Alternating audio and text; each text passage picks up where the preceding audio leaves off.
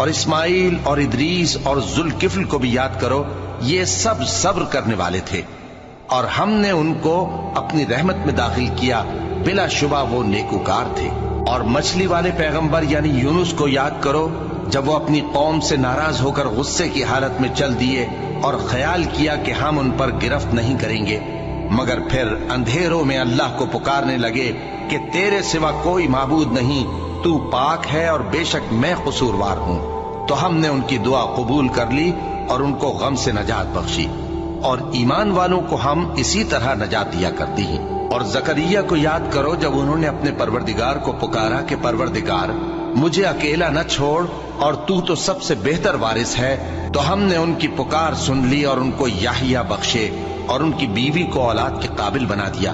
یہ لوگ لپک لپک کر نیکیاں کرتے اور ہمیں امید اور خوف سے پکارتے اور ہمارے آگے عاجزی کیا